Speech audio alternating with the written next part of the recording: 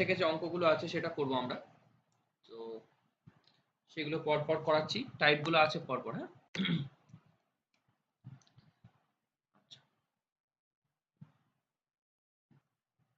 একটি ভগ্নাংশের লব 20% বৃদ্ধি করা হচ্ছে এবং হরটা 20% হ্রাস করা হলো।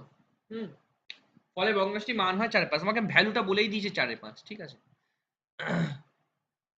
তাহলে ভগ্নাংশ মানে কি, এক্স বাই ওয়াই বা পি বাই কিউ এর 20% বৃদ্ধি করা হচ্ছে, মানে যদি হয় এক্স তার 20% বৃদ্ধি মানে কি 120, তলায় একটা 100 থাকবে। আর এর ক্ষেত্রেও কি 20% হ্রাস, তার মানে তলায় একটা 100 থাকবে, এই 100 তলায় কেটে যাবে, তাই আমরা 120/80 লিখতে পারবো। এইটা হচ্ছে বৃদ্ধি এবং হ্রাস করার পর, এটা সমানই অঙ্কে বলে দিচ্ছে 4/5। তাহলে এক্স বাই ওয়াই এর মান কত তুমি ইজিলি করতে পারবে এখান থেকে। কত আসছে এক্স বাই ওয়াই এর মান? 8/15, তাই তো? 8/15, হ্যাঁ। 0.04343, হ্যাঁ ঠিক আছে, 8/15। এই ছিল অঙ্ক, কিছুই ছিল না। তোমরা এটাকে পার্সেন্টেজে ভেঙে কি করে, মানে ভুলটা কোথায় করলে সেটা একবার দেখো। এখানে পার্সেন্টেজে 1/5 যদি তুমি ভাঙো, একটা যদি 4/5 এরকম করে ভাঙো, মানে 1/5 মানে 6/5, তুমি ভাবতে পারবে না অঙ্কটা। কারণ তোমাকে অলরেডি 4/5 বলে দিয়েছে, তোমাকে কোনো না কোনো সমীকরণ করে ইকুয়াল করতেই হবে, নাহলে তুমি অঙ্কটা আনতে পারবে না। আবার রিপিট করো তো সম্পূর্ণটা। আচ্ছা, ধরো একটা ভগ্নাংশ বলেছে এক্স বাই ওয়াই, আমি ধরলাম, ঠিক আছে, এক্স বাই ওয়াই ভগ্নাংশটা বলে দিয়েছে। এবার আমাকে বলেছে এইটা হচ্ছে আমার লব নিউমারেটর, আর এটা আমার হচ্ছে হর ডিনোমিনেটর। তো বলেছে লবকে 20% বৃদ্ধি করা হলো, তাহলে আমার এক্স কে যদি আমি 20% বৃদ্ধি করি মানে কি 1 + 20/100, এটা লব। আর হরকে কত হ্রাস করেছে 20%, 1 - 20/100, এটা সমানই বলেছে হচ্ছে 4/5। এটা এক্স নয়, এটা ওয়াই। তাহলে এক্স উপরে কত আসছে 120/100, আর নিচে কত আসছে ওয়াই 80/100, এটা সমান 4/5। এখান থেকে এক্স বাই ওয়াই এর মানটা বার করতে হবে, আর কিছুই না, এটাই জানতে চেয়েছিল। ঠিক আছে, হ্যাঁ। বেশ, চলো এবার নেক্সট অঙ্কে যাব আমরা।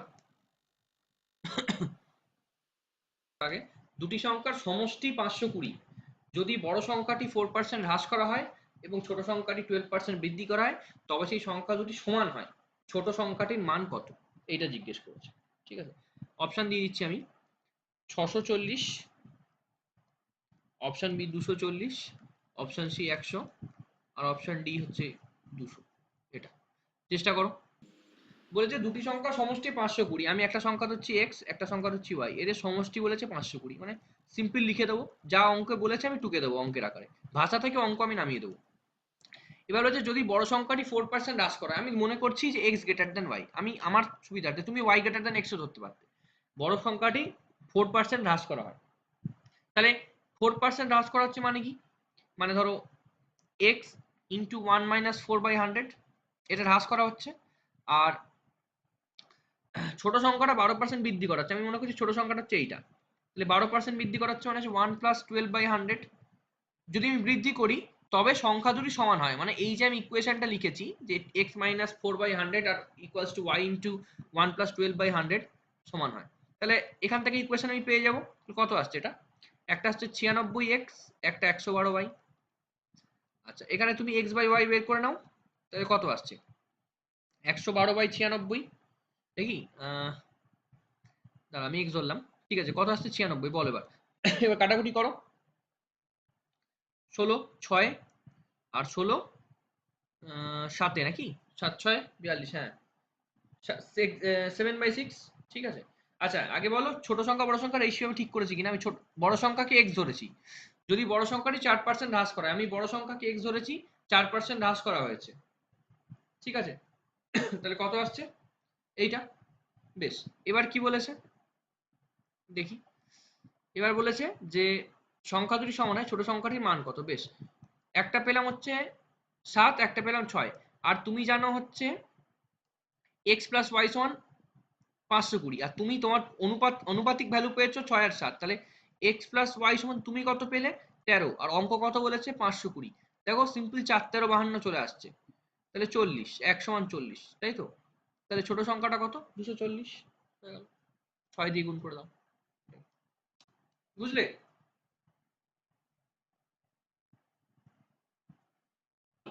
হ্যাঁ বুঝেছি।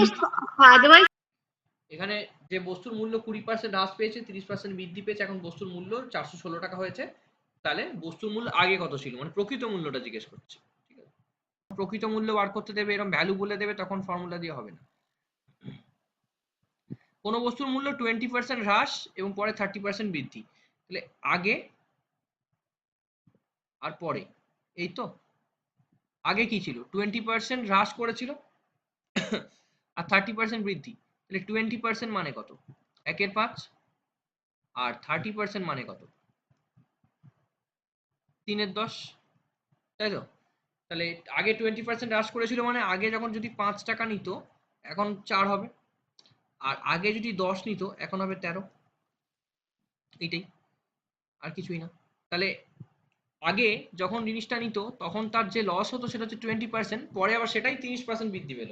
এরকম ধরনের অঙ্ক যখন থাকবে, দিয়ে তারপর তোমাকে বলবে যে তাহলে এখন বলো কত বৃদ্ধি বা হ্রাস পেলো, তুমি তখন ওই x plus y plus x y by 100 যেটা আগের দিন অ্যাপ্লাই করেছিলাম ওটা করতে পারো, কিন্তু যখন প্রকৃত মূল্য বার করতে দেবে, এরকম 416 ভ্যালু বলে দেবে, তখন এরকম টেবিল করে করতে হবে। ঠিক আছে, এটা হলো।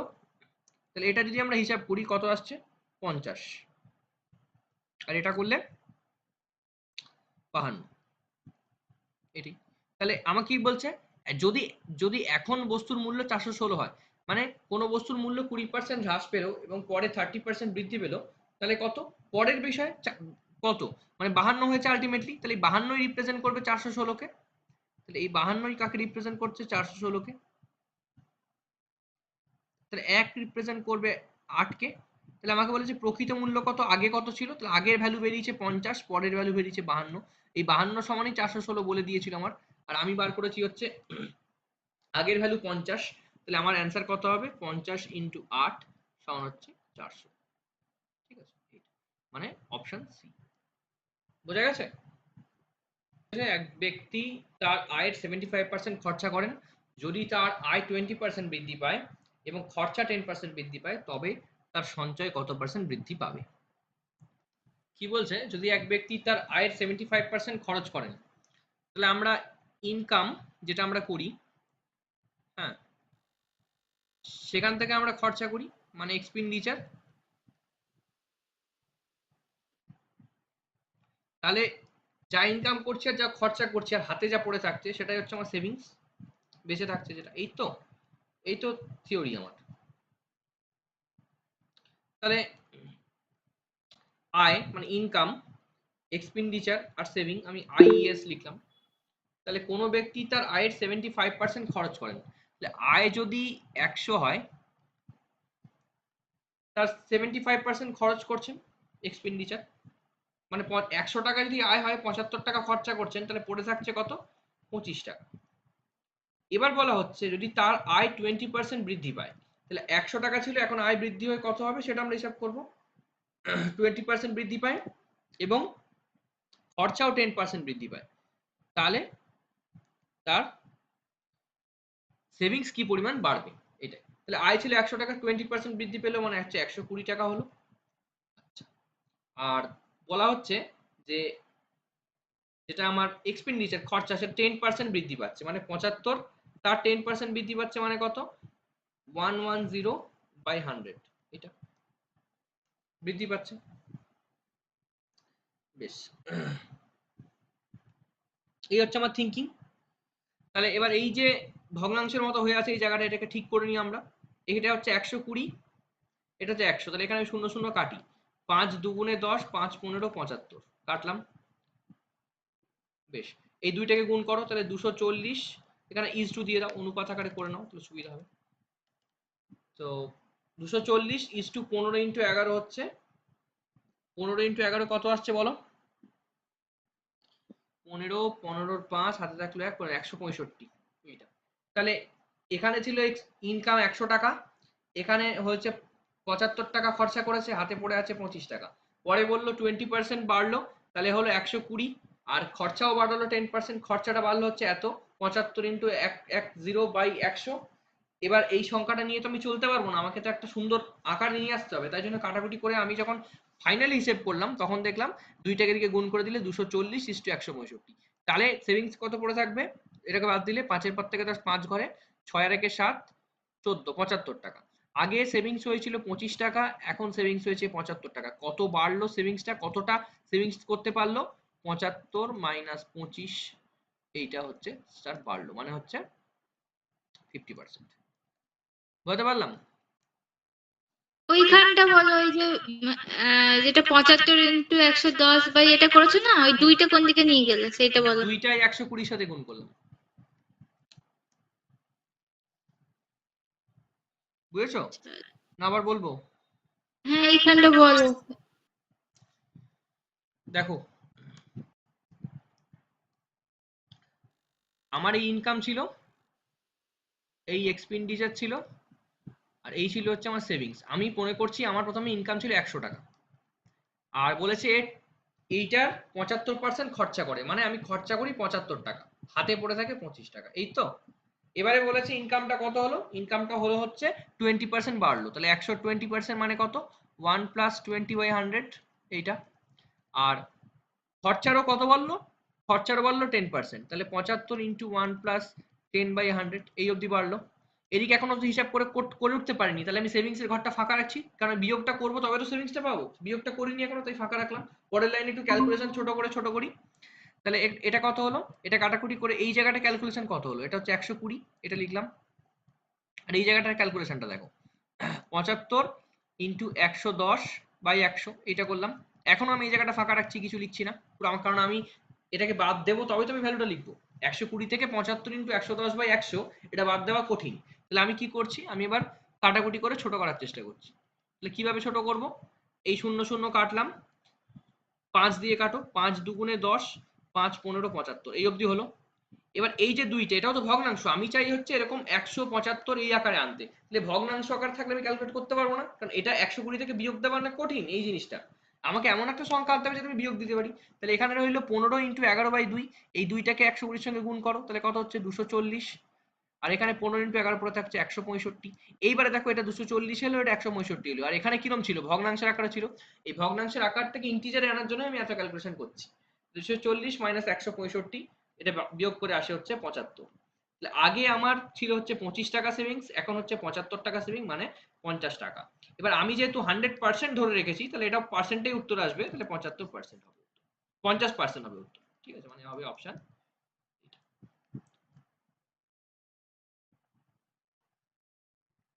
একটা মানে গৃহস্থ যে গৃহিণী, মানে ভোজ্য তেলের যে মূল্যটা, সেটা 25% বৃদ্ধি পায়, মানে 100 টাকা যদি থাকতো সেটা 125 টাকা হয়ে গেছে। এবার সংসারের খরচটাও তো বেড়ে যাবে, কারণ আগে আমি 100 টাকায় কিনতাম, এখন আমি 125 টাকায় কিনবো। তো খরচ সামলানোর জন্য একজন গৃহিণীকে ভোজ্য তেলের ব্যবহার 20% কমিয়ে দিতে, মানে আমি মনে করছি 100 টাকা আমি 100 লিটার তেল কিনতাম, কথার কথা বলছি। এবার দাম হয়ে গেল 125, তাহলে তো আমি 100 লিটার তেল পাবো না, আমি কম তেল পাবো। তাহলে আমি কি করব, সংসারের খরচটা ঠিক রাখার জন্য এই 125 টাকার মূল্যে এমন মানে ব্যবহার করব তেলটা, 20% কমিয়ে দেবো, যাতে আমার সংসারের খরচটা আমি ব্যালেন্স করতে পারি। ঠিক আছে, এইবারে এই হিসাবটা যদি আমি করি, তাহলে ভোজ্য তেলের দাম বৃদ্ধি পাওয়ায় সংসারের খরচ কত পার্সেন্ট বৃদ্ধি পেলো, এইটা বলছে। তাহলে জিনিসটা কিরকম, জিনিসটা হচ্ছে আগে এবং পরে আমরা সিমিলারলি দেখি, আগে আর পরে। এটা হচ্ছে মূল্য, আর কতটা আমি ব্যবহার করছি মানে কিনছি। তাহলে প্রথমে কত ছিল, প্রথমে আমি ধরছি এখানে 25%কে ভাঙো, তাহলে হচ্ছে 1/4, তাহলে আগে ছিল 4, এখন বেড়ে দামটা দাঁড়ালো হচ্ছে 5, 25% বৃদ্ধি পেলো। এবং গৃহিণীকে যে ব্যবহারটা, যে তেলটা সে কিনতো 20% কমাতে হলো, 20 মানে 1/5, তাহলে প্রথমে কিনতে হচ্ছে 5, এখন কিনতে হবে 4। তাহলে সংসারের খরচা কত, এখানে হিসাব করো, 5 4 20, এখানেও 5 4 20। তাহলে দেখো আগেও সে 20 তার ইউনিট ছিল, পরেও তার 20 ইউনিটই হলো, কারণ সে তেলের দাম বাড়ার সাথে সাথে তেলের অ্যামাউন্ট যেটা দোকান থেকে কিন্তু সেটা কমিয়ে দিয়েছে। তাহলে সংসারের খরচা কিন্তু 20 এখানেও 20, মানে 1:1 বা 20 - 20 0, তার মানে কিন্তু সংসারের খরচ 20 - 20/20 ইন্টু 100%, মানে হচ্ছে 0% বৃদ্ধি পেল। মানে গৃহিণী খুব বুদ্ধি করে তেলের মানে ব্যবহারটা এমন পার্সেন্টই কমিয়েছে যাতে সংসার খরচটা সে যে টাকায় চালাচ্ছিল সে টাকা দিয়ে চালাতে পারছে। ঠিক আছে, বোঝা গেছে তো? হ্যাঁ ঠিক আছে, আচ্ছা বলছি, ওই যে যেটা এবিসি তিনজন ছাত্র, এ বি এর তুলনায় 18% নম্বর বেশি পায় এবং সি এর তুলনায় 12% নম্বর কম পায়। যদি বি 220 নম্বর পায় তাহলে সি কত নম্বর পেয়েছে, এটা দিয়েছে। আচ্ছা, এই অঙ্কটা প্রথমে যদি তোমরা এই অ্যাপ্রোচে করতে যাও অনেকটা বড় হয়ে যাবে আর সময় পাবে না। দেখো প্রথমে সাধারণভাবে মানুষ কি করবে, যে বি পেয়েছে 220, আগে ছকে লিখে দিই 220। এবার এ কি বলছে, এ বলছে বি এর তুলনায় 18% বেশি নম্বর পাচ্ছে। তাহলে বি এর তুলনায় 18% বেশি মানে 220 ইন্টু 1 প্লাস 18/100 এরম করতাম, করে এ বি বার করতাম। আর বলতো যে সি এর তুলনায় 12% নম্বর কম পাচ্ছে, তাহলে এখান থেকে হিসাব করে অপশন বসিয়ে চেষ্টা করতে হতো আমাকে সি এর তুলনায়। এই অঙ্কটা অনেকটা বড় হয়ে যাবে, তাই জন্য আমরা কি অ্যাপ্রোচ অ্যাপ্লাই করবো, এটা একটা ভিন্ন অ্যাপ্রোচ। এই অঙ্কটা একটু টিপিক্যাল। এখানে আমরা বলছি এ এবং বি। আচ্ছা, এ আমি বি এর কত নম্বর পরে আমি সমীকরণ সমান করে আমি বার করব, 220 বলেছে, আমি মনে করছি বি পেয়েছে 100, তাহলে এ পাবে কত 118, তাহলে এটা রেশিও কত, এটা হচ্ছে 59:50, এ ইস টু বি। আচ্ছা, বি ইস টু সি কত হবে, আচ্ছা এ ইস টু সি, কারণ এ আর সি এর রেসপেক্টে বলেছে। আচ্ছা, এ সি এর তুলনায় 12 নম্বর কম পায়, তাহলে সিমিলারলি সি কেও আমি বলছি, ধরে নিচ্ছি 100, এর থেকে 12 নম্বর কম পায় মানে কত 88 পায়, এটা কত 44:50। এবার দেখো আমি যেটা ধরলাম সেটা কেমন হলো ব্যাপারটা, যে এইখানটায় এ এবং বি এর যে রেশিওটা হচ্ছে 59:50 আর এ আর সি এর রেশিওটা হচ্ছে 44:50, এই তো। তাহলে দেখো দু ক্ষেত্রে আমার এ দু রকম ভ্যালু বেরিয়েছে, তাই তো, কিন্তু আমার তো অঙ্কের উত্তর একটা, তাহলে আমাকে কি করতে হবে, এই দুটোকে সমান করতে হবে। সমান করার উদ্দেশ্য কি, আমি এই ওপরের সংখ্যাটাকে 44 দিয়ে গুণ করব, সিমিলারলি নিচের সংখ্যাটাকে 44 দিয়ে গুণ করব, আর এই সংখ্যাটাকে 59 দিয়ে গুণ করব, আর এই সংখ্যাটাকে 59 দিয়ে গুণ করব। তাহলে দেখো দু ক্ষেত্রে দুটো সমীকরণেই এর মানটা সমান হলো 44:59 আর 59:44, তবেই তো আমি বলবো এ যে মার্কসটা পেয়েছে সেটা সমান। আমি এমন সমীকরণ বের করেছি যেখানে এ পেয়েছে 59 আর আরেকটা জায়গায় এ পেয়েছে 44, তাহলে নিশ্চয়ই ভুল হচ্ছে। এবার ভুল না, কারণ আনুপাতিক ভ্যালু, তাহলে আনুপাতিক ভ্যালুকে সমান করার জন্য কি করতে হবে, এমন কিছু দিয়ে গুণ করতে হবে যাতে দু ক্ষেত্রে এর মানটা সমান হয়। আমি 59 এর সঙ্গে যদি 44 গুণ করি আর 44 এর সঙ্গে 59 গুণ করি, তাহলে দেখো জিনিসটা সেম হয়ে যাচ্ছে। বুঝলাম কি করে, বুঝলাম কিছুই না, কি করে গুণ করতে হবে। এখানে আমার রেশিও কি ছিল 59:50 ছিল, এটা আমার রেশিও ছিল, আর এখানে ছিল 44/50, এখানে একবার এর মান দেখছি 44, এখানে এর মান দেখছি 59, এখানে 44 দিয়ে গুণ করে দাও আর এখানে 59 দিয়ে গুণ করে দাও, সিমিলারলি বেরিয়ে গেল আমাদের এ বাই বি আর এ বাই সি আমি পেয়ে গেলাম। তাহলে এবার আমার কাজ কি, এই দুটোকে আমি যদি ভাগ করে দিতে পারি তাহলে আমার কাজ বেরিয়ে যাবে, আর কিছুই না। আচ্ছা, এবারে অঙ্কে আমার কি বলেছে, অঙ্কে বলেছে বি পেয়েছে 220 নাম্বার, আর আমার এখানে বি এর মান কত এসছে 50:44, তাহলে 50:44 কাকে রিপ্রেজেন্ট করছে 220, এটা কে পেয়েছে বি পেয়েছে। আর সি কত পেয়েছে 50:59, এটা কে পেয়েছে সি পেয়েছে 50:59, এটা কার ভ্যালু, এটা সি এর ভ্যালু, কিন্তু এক্সাক্ট আমি জানি না সি কত, কারণ অঙ্কে আমাকে এটা বের করতে দিয়েছে। তাহলে সি কত নম্বর পেয়েছে এটাই আমাকে বের করতে হবে। তাহলে একটা বি পেয়েছে 50:44 = 220 ইমপ্লাই করলাম, আর 50:59 সমান জিজ্ঞাসা করছে কত পেয়েছে, আমাকে এটাই ভ্যালু দরকার। আমি কিছুই করব না, আমি সিম্পলি এই দুটো সমীকরণকে ভাগ করে দেবো। তাহলে 50:44 ডিভাইডেড বাই 50:59 সমান হচ্ছে 220। এবার এখানে তো আমাকে এটা কিছু ধরতে হবে, এটাকে আমি এক্স ধরে নিলাম 220/x, তাহলে এখান থেকে এক্স এর মানটা তুমি বের করে নাও। এখানে 44, এখানে কাটাকুটি চাবে, দেখো কি কি 50-50 আগে কাটো, আর 220 দিয়েছে তাহলে 44 5 এ কাটবে, আর এক্স এর মান আসবে 59 × 5, তাহলে কত আসছে 295। বুঝতে পারলে অঙ্কটা আমি কি করলাম,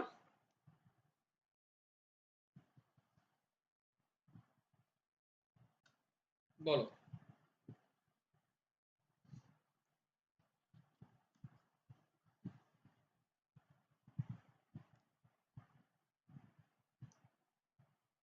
কত পার্সেন্ট কম, এই দুটো অঙ্ক আমি বাড়িতে দিচ্ছি, খুবই ইজি। প্রথমটা 50 হবে, দেখতে হবে, আমি করে নিব, 50 হবে ওটা। দেখবো করে আমি, তাহলে পরে ওরা করুক পরে আমি দেখছি। অপশন দিচ্ছে,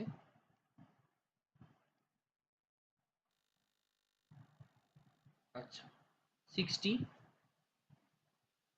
51, অপশন সি হচ্ছে 46.15, আর অপশন ডি হচ্ছে 62। এই কটা এটা একটু বলে দাও না, পি কিউ এর তুলনায় 30% বেশি এবং কিউ আর লিখে তো, এবং আর কিউ এর তুলনায় 30% কম। ঠিক আছে, পি কিউ এর তুলনায় কত পার্সেন্ট কম জিজ্ঞেস করছে, পি এর তুলনায় বলেছে কিন্তু কত পার্সেন্ট কম, এটা দেখার বিষয়। আর এই অঙ্কটা বলছে দুটি সংখ্যা তৃতীয় সংখ্যার তুলনায় যথাক্রমে 20% 80% বেশি, তাই তো? তৃতীয় সংখ্যার তুলনায় তৃতীয়টাকে 100 ধরবে, দ্বিতীয় সংখ্যা ধরে নেবে, ঠিক আছে, বেশি। প্রথম সংখ্যাটি 2 নম্বরের প্রশ্নের শেষেরটা কি? হ্যাঁ হ্যালো, 2 নম্বর প্রশ্নের শেষেরটা কি লেখা আছে? পি আর এর তুলনায়, হ্যাঁ পি আর এর তুলনায়, দাঁড়াও দেখে পি নিই আর এর একবার। তুলনায় কত? হ্যাঁ হ্যাঁ না, এটা আর পি এর তুলনায়, পি নয়, এটা আর পি এর তুলনায়, আর পি এর তুলনায় কত পার্সেন্ট কম। আচ্ছা, আর পি এর তুলনায়। এটা বলেছে প্রথম সংখ্যাটি দ্বিতীয়টির কত পার্সেন্ট, এটা জিজ্ঞেস করেছে। প্রথম সংখ্যাটি দ্বিতীয়টির কত পার্সেন্ট, দ্বিতীয়টির রেসপেক্টে কিন্তু বার করতে হবে, এটা মাথায় রেখে অঙ্কটা করবে, ঠিক আছে? ওইটা 50, নিচেরটা 60। 60.66 ছিল নাকি 66.6? 66 পয়েন্ট ছিল, 66। তোমার কত আসছে? আমার তো আমার উপরে 50, নিচে 60 আসলো। না তোমার 50 হবে না, ওটা 50 হবে মানে 50 ভুল করবে বলেই অপশনটা দেওয়া হয়েছে, ঠিক আছে, বুঝেছো? ওটা তুমি করবে বলি, এটা 66.66 হবে, ঠিক আছে। যখন প্রথম আমি অলরেডি প্রায় তোমার ইয়ে পার্সেন্টেজে দুটো ক্লাস করিয়ে দিয়েছি। এই যখন বলে দেবে যে প্রথম সংখ্যাটির কত, প্রথম সংখ্যা, এই টির শব্দটি যখন দেখতে পাবে তখন একরকম হিসাবে, মানে রেসপেক্টে বার করতে হবে, রেসপেক্ট, একটার সাপেক্ষে আরেকটা বের করতে হবে, ঠিক আছে। আর এর তুলনায়, এর তুলনায়, এই এর গুলো মানেই রেসপেক্ট, ঠিক আছে। টি এর, আমি দ্বিতীয় টি, এটাকে যদি ভেঙে লিখতাম দ্বিতীয় টি তার সঙ্গে এর, আর আর পি এর তুলনায়, এই এর শব্দটা দেখলেই বুঝবে রেসপেক্টিভ বার করতে হবে, ঠিক আছে। তুমি যেটা করেছো অঙ্কটা কিন্তু ভুল একদম, ঠিক আছে। তোমাকে কিন্তু রেসপেক্টে বার করতে হবে, এটা প্রথম ক্লাসে আমি বলেছি, বেসিক ক্লাসে বলিনি, ফার্স্ট ক্লাসে বলেছি, সেই ভিডিওগুলো আমি আপলোড করে দেবো, তোমরা তাহলে দেখে নিতে পারবে। তো এই অঙ্ক দুটো করো বাড়িতে, ঠিক আছে।